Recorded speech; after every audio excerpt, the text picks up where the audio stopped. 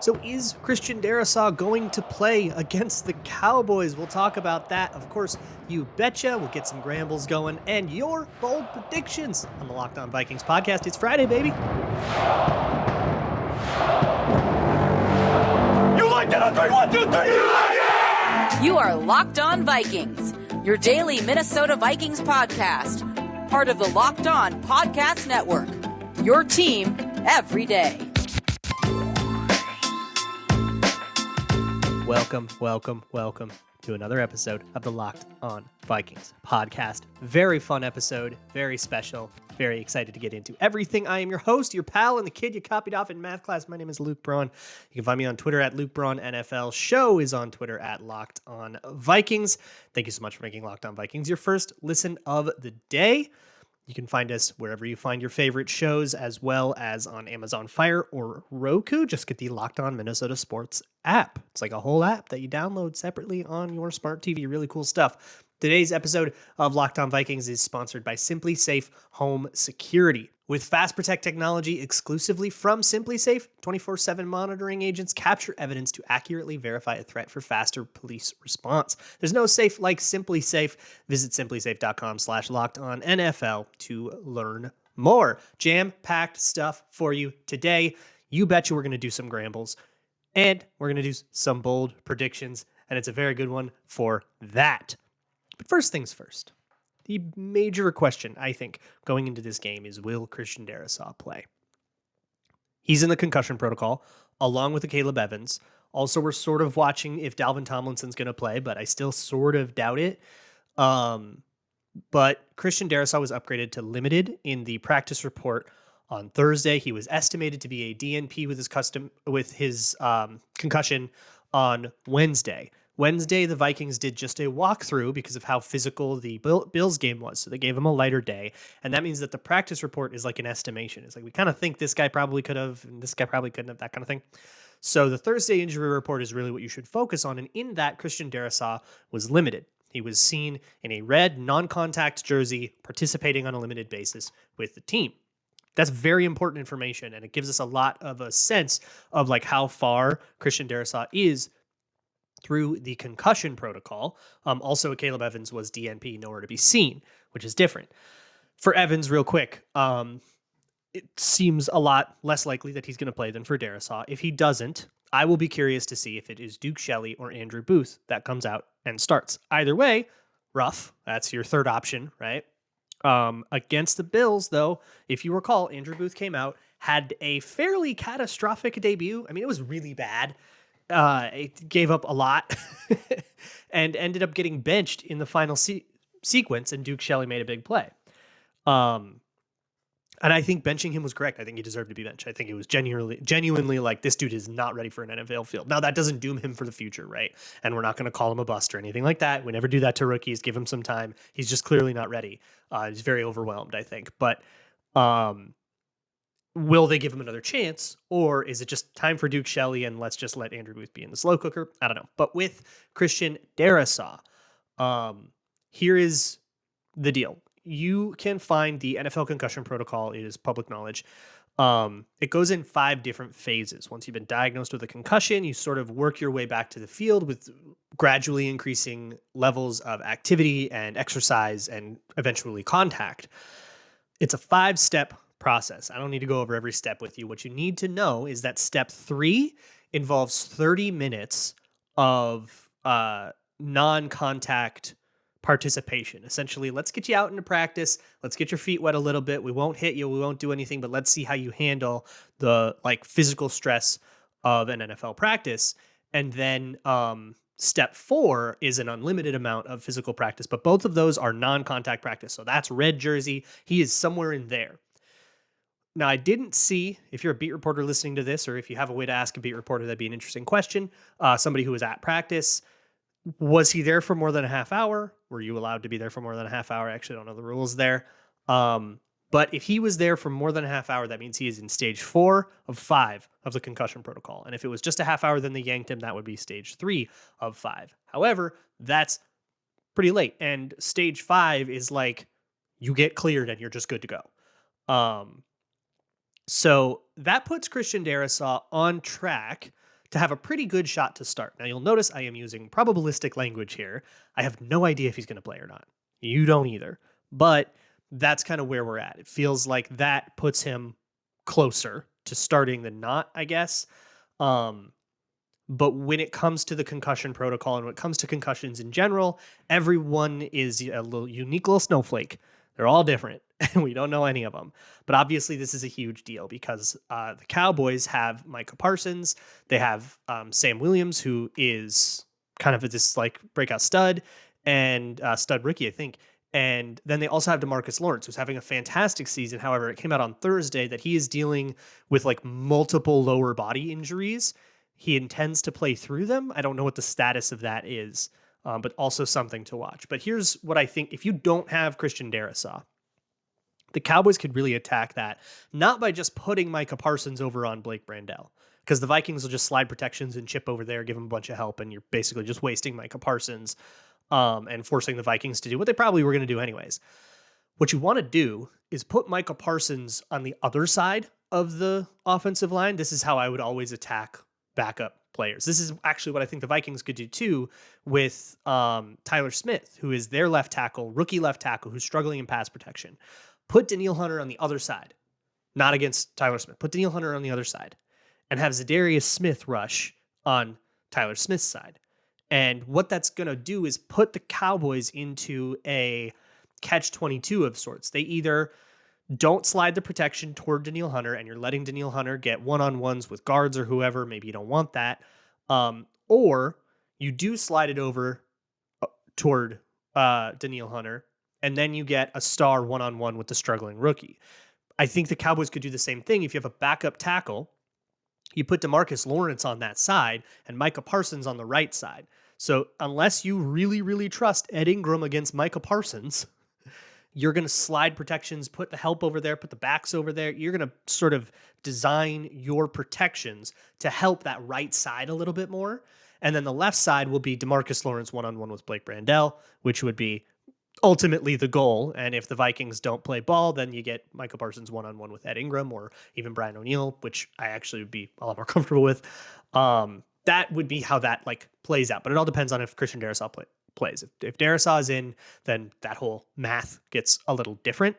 But that I think is going to be a huge key to this game is who is rushing where on both sides of the ball. What do the matchups end up actually being? We can all get very, very excited about, matchups of Justin Jefferson versus Trevon Diggs, but will that really be the matchup, or will the Vikings move him around, try to get him in the slot, try to get him on, a backup corner? They've got some backups in the secondary. They're a little banged up right now in Dallas. Spoiler alert, I do think Justin Jefferson is going to have another big one here. And so that is something that I'm just going to watch. It's really interesting. Both of these rosters have a lot of good players, but they don't perfectly align with each other. And so both teams are going to have opportunities to get those good players in favorable matchups. And this one might just come down to who does a better job of that. Who does a better job of not going strength on strength, not going, we're just going to have our stud against your stud, but instead saying, we're going to have our stud against your like struggling dude that you kind of wanted to hide. That's, I think, the mentality that gets this game won. And I honestly have no idea who's going to be better at that. I think that's going to be an interesting chess match, and I think it's going to come down to that. So I want to get into the Grambles. I want to get into You Betcha. But I also, of course, need to get to your bold predictions. So we will get into that soon. First things first, though, I want to talk to you about the comfiest undies you have ever experienced. Black Friday is not the way anymore, folks. It is just sitting home from your couch in your comfy undies, and shopping from there is the way to do it. And you can shop Tommy John's Black Friday sale from the comfort of your own heated home with no crazy people knocking you over right now. You can give the gift of comfort to everyone on your list, including yourself, and you can do it right meow with brand new Tommy John underwear. They have over 18 million pairs sold. They are silky, luxurious. They have been in business for over 14 years. They have tens of thousands of 5-star reviews. They call them the most comfortable boxer briefs ever. They have a no wedgie guarantee, if that's something that you're into. And all of their loungewear is machine washable and dryer safe, because making somebody deal with dry cleaning is not an actual gift. So shop Tommy John's Black Friday sale. It's going on right now. Get that 30% off site-wide at TommyJohn.com/lockedon. That is TommyJohn.com/lockedon for 30% off of everything on the site right now. TommyJohn.com/lockedon. See site for details. Thank you so much for making Locked On Vikings your first listen of the day. If you are thirsty for a little bit more Vikings content, if you just need something, why don't you go head on over to patreon.com/LukeBraunNFL. This is my Patreon. I gave you 2 hours of film breakdown content this week because I was so hyped on that Bills game. 2 hours of film breakdown. You want to know why Kirk Cousins keeps getting stepped on and tripped? We covered that. You want to know what happened on this pass or that pass or the interceptions? Either side of the ball interceptions? We got you covered on that. And I even did a whole big thing on Von Miller versus Brian O'Neill. Very excited about my Patreon stuff. Did a lot more than I usually do. So please go check it out. Patreon.com/LukeBraunNFL and join me if you feel so inclined. Also check out Locked On Sports Today. That is our sports-wide show. Think of it a little bit like a daily podcast like this one, but Sports Center-ish, talking about everything: baseball, basketball, hockey, all of it. And, of course, the NFL. You can find me on there every once in a while, too. Now let's get into some Grambles. It is time for You Betcha, the Grambling segment we've been doing here at the Locked On Vikings podcast. Every single week, I will pick 4 or 5 prop bets that I think are fun ideas. And of course, all of these Grambles can be found at betonline.net, your one-stop shop for all things Grambling. BetOnline, where the game starts. First, let's check in on how we did last time. Not excellent. I went 1 for 4. The one I did hit was I said both teams would be over 19.5 at plus 127. We hit that with flying colors. I thought that line was insane. Both those offenses felt like they could move the ball on each other, and that turned out to be correct. But then we didn't get anything else. I thought Stephon Diggs would have a bigger game than he had. He had a huge game. Probably should have just said his receiving over, which he did hit, but I said touchdown. I thought he'd get a score or two. And I liked the plus 100 odds for anytime TD. They didn't get there. I thought Buffalo would score on their opening drive. In spirit, I had the vibe of that right, because they did have stuff in their run game and stuff in their pass game that it took the Vikings a while to adjust to. It's just that they had a 3-and-out that happened before all of that, because Stephon Diggs did the end around where he ran around in the backfield a bunch, put him behind the chains, and they had to punt. But all that scripted stuff did work. It's just that first play screwed them, so I didn't get the prop. That's the world you live in. I had that at plus 140. It was a bit of a flyer anyways. And then I also told you to side bet live that the Buffalo Bills would outscore the Vikings at halftime. That's usually something you can get at halftime, is who scores more in Q3, and to bet on the Buffalo Bills. That ended up being wrong. The Vikings actually outscored the Bills in Q3 by after the Dalvin Cook touchdown. I think it was 7-3. So, whoops. The one time they don't get Q3. I still would probably just keep betting that, if only just to jinx it. But let's go on to the Dallas game. And here's what I see this game playing out as. For one, I did say I think this will be a JJ game. Based on what Marcus Mosher told me on Crossover Thursday yesterday, he kind of said, look, the Cowboys are not we're going to spend all our attention on one guy kind of team. They are hey, maybe we'll cap you, but we're not going to put our best corner on Justin Jefferson. We're going to maybe try to double him, or we'll try to use zone stuff to get rid of him. I think that the way the Cowboys if that's the way the Cowboys handle stud receivers, Justin Jefferson can go off, because I think you really do need to slow down Justin Jefferson. I think you do need to commit substantial defensive resources, more than you would in a normal, against a normal team's wide receiver one. That I think is really the only way we've seen all year somebody keep him under 90. His over-under is 94.5. He's hit 100 yards in 5 of the last 6 games, and he, of course, had that huge one. I wouldn't blame you if you took the under just based on the hype and said, oh my God, the Cowboys cannot see what's going on in national media and not go crazy about Justin Jefferson. But I am sort of putting my faith in Marcus here. So if I lose this, it's Marcus Mosher's fault, and I want you to let him know that he betrayed me if I lose. and I'm going to take Justin Jefferson over 94.5. I also am going to take a couple of Dalvin Cook prop bets here. So the Cowboys are a run team. They want to be a grind the clock, kind of stretch the game out type team. And the way Marcus talked about them yesterday, I get the vibe of like this sort of, he talked about how like they're made to like get a lead and protect it, right? And shorten the game. That's what they want to do, is shorten the game. That's not necessarily who the Vikings are, but I think if the Cowboys do get the chance to shorten the game, then that's going to mean just less volume for everybody. So I am taking under Dalvin Cook 78.5. If the Vikings don't get a lead, and if they do get a lead, they aren't the shorten the game. They're not going to Zimmer this where they just run all the whole second half. They will be a little bit more on the attack, and they want to kind of constantly be attacking. That's Kevin O'Connell's thing. So I think there's a couple different ways for this under to cash. It's under 78.5 rush yards. And that's not even a sense for like the Vikings won't be able to run the ball, is more of a volume thing. It's more of, I can see this being a game where everybody gets 8 possessions and you just don't get that many carries. So I'm going to take that under, but I'm going to take the Dalvin Cook over on receiving yards, which is 14.5. Some of these lines will fluctuate, by the way. If you go to BetOnline, you see a different one. It moves. But 14.5 receiving yards is an interesting one to me because Marcus kind of told me that they have tackling issues in the second level.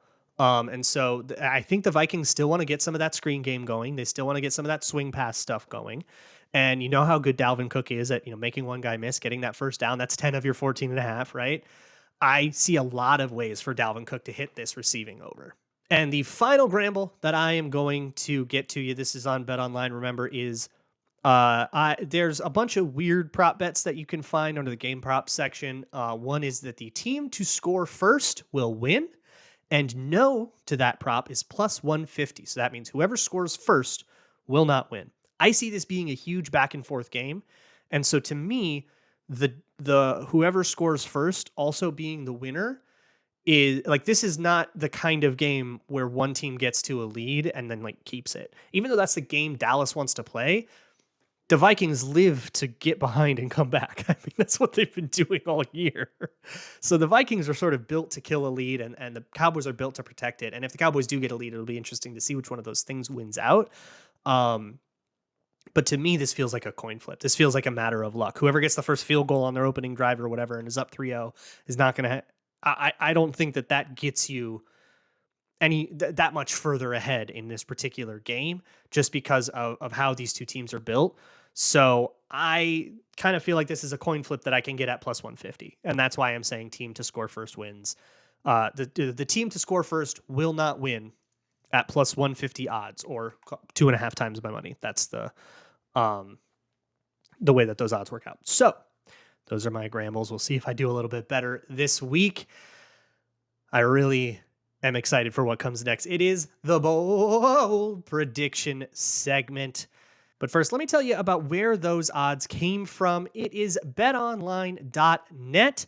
BetOnline is your one-stop shop for all things gambling. You can bet on all of the lines that I talked about. You can also bet on basketball games, hockey games.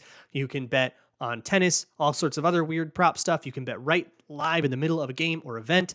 You can build wacky parlays with player props and all of that stuff. Find it all at betonline.net, where the game starts. Are you all ready to get bold? This bold prediction segment, and it's where I like to get the weirdest on this show. Your bold predictions, your suggestions for your spiciest, craziest predictions that come up. The first thing we have to do in bold predictions, though, before we get to your bold predictions for Vikings-Cowboys, is check in on what you all said for Vikings-Bills. And the first one came from Good Kebab, who said that JJ and Diggs would have the exact same stats. Nope, JJ outdid Stephon Diggs. That would have been a crazy one to hit. Arch said that Evans would have a breakout game with 3 to 4 clear pass breakups and making the Bills wide receivers visibly upset. Unfortunately, he got the concussion, so he didn't even finish the game. He was doing okay, though. I thought he was doing all right. I mean, not like clear pass breakups, but he was staying reasonably well in coverage. I thought I liked what I saw from Evans, and I'm excited to see what he can do when he comes back, assuming he comes back before Dantzler comes off IR, which feels probable. Vikings France said that there would be 5 total touchdowns by the Cook brothers. We only had the one, right? Because the other rushing touchdown was CJ Ham, just the one Dalvin Cook big long one. So not quite. Evan Creed said the Vikings would cover the line from the 2018 game and win by over 17 points. Or it was 17 plus because the line was 16.5, at least on Pro Football Reference. Probably depends on like which book you got it at. But nope, 3 points in overtime. That would have been pretty insane. And then Milo Graham said the total snowfall the day of the game will outscore both teams. We did not get 33 centimeters of snow, so we didn't get there. There is one more, however, and it comes from Skull Actuary, who said that Stephon Diggs would tie or better his most targeted game as a Bill, regardless of quarterback. And folks, 16 targets was the target there. We hit it. 16 targets, baby, and you know what that means. It's time to party.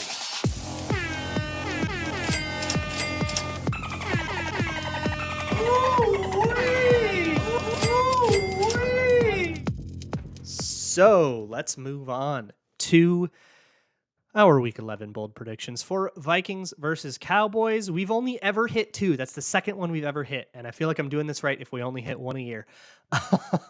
So your bold predictions came. You can find them on Twitter if Twitter still exists. You can submit your bold predictions on Twitter. I am at Luke Brown NFL. I put out the call for them on Thursdays. Just find that tweet. There's usually a lot of fire emojis in it. The first one comes from Viking Jack, who said that the longest play of the game will match the total score. I don't think that this will hit. I mean, of course, it's like crazy just because of the specificity of it. But I don't see this being a game of big explosives. I see this being a little bit more of a plodding, long 13-play drives kind of game. Not that teams can't score, just that I don't think that it's an explosives game because I think both teams on defense gear quite a bit toward preventing that. The next one comes from Spaceman, who says that the Cowboys will have more sacks than Justin Jefferson has receptions. I already said I think this will be a huge JJ game, so obviously I don't think this one captures what I think will happen this game. But hey, that's what makes it bold, right? I think that the Cowboys are. At least I'm trusting in Marcus because Marcus kind of told me like, hey, yeah, they're like Justin Jefferson is just get his, and we're just going to beat you anyways. But I do think that the Cowboys will be able to get a lot of sacks, especially if we don't get Christian Darrisaw. So who knows, right? The next one comes from Aiden Koob, who says that the Vikings will get shut out in the first half, but still win. Now this I love, by the way. Just like similar to the Gramble of like the first team to score not winning. This does feel like the kind of game that's going to have different ebbs and flows, and maybe that's just because every Vikings game has. So it's a pretty easy thing to predict. But I love this. Both because I think it captures what the game will be like, and also that's incredibly bold. The Vikings get shut out in the first half but still win. You can hit that a bunch of ways, right? They could make some miraculous comeback, or the score could be 3-0 at halftime, and then the Vikings just score like 2 touchdowns in the third quarter, and that's it, right? Like that could also be the way. Joe says that Dak will throw 3 bad picks and get benched late in the third for Cooper Rush. He also said that like then they'd come back and blah blah blah. I'm not gonna make you do that. I'm also not going to hold you to the quarter. It doesn't need to be the third quarter. So Dak throws 3 bad picks and is eventually at some point benched for Cooper Rush. But I will also note that not like if it's, a 27-point lead and the Viking and Cooper Rush comes out at the end of the game when it's garbage time. I'm not talking garbage time. This needs to be a bona fide Dak Prescott isn't good enough. We are sticking with Cooper Rush because he won all those games with us, and that needs to like be the story in Dallas through the week. So I need to make sure we get this in spirit. I'm not going to give it to you for Cooper Rush comes out and kneels out the last 4 seconds of the game when they're 3 scores behind because of all the picks that Dak Prescott threw. Luis Arias supporter says that in homage to Randy Moss's Thanksgiving game, JJ goes over 163 yards on his first 3 catches. How much fun would that be? Randy Moss also got a 2-point conversion in that game. I feel like that doesn't get said enough. But yeah, come on. That'd be so cool. 163 yards on his first 3 catches. That's a lot. That sure is bold. And the last one comes from Gabriel Greco. Had to talk about this one a little bit. Who said that in the third quarter, we will outscore Dallas by exactly the average points we were outscored by during third quarters this season. And then the exact opposite happens in the fourth quarter. So I went and found these numbers. Basically, that means our average point differential in the third quarter is like negative 3.2. So we about on average get, and you got to round a little. We get outscored by on average 3 points in the third quarter. So we will outscore Dallas by 3 points in the third quarter is the first half. And then the second leg of this is the fourth quarter. We outscore opponents on average by 4.8 in fourth quarters this year. So round that to 5. So we need to outscore Dallas by 5 in the fourth quarter. Or no, we need to outscore Dallas by 3 in the third quarter and get outscored by 5 in the fourth quarter. That is the inverse of how we've done in third quarters and fourth quarters so far. So a little bit complicated, but that's why I love it, because it is just a deranged thing to even have to think about. And I just want to twist your brain into a pretzel real quick before we say goodbye for the weekend. We'll talk about this one afterwards. Of course, it is also the Thanksgiving holiday next week. So I think I'll have a show up on Thanksgiving in the morning, but I'm not going to record the Friday show on Thursday night because it's a holiday. I'll record it later on Friday, or maybe like late Thursday night after everybody's gone to bed or something. So schedule's going to be a little weird next week. We can all get through it together. Check out Locked On Sports Today. Check me out on Patreon, and I'll see you all on the other side of this Cowboys game, whether we are 9-1 or 8-2. And I love that those two very good records are the only two options. I will see you all next week. And as always, Skol.